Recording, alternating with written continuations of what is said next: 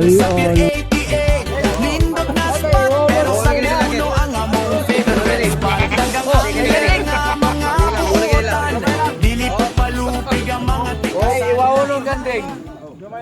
Gamay lang ha.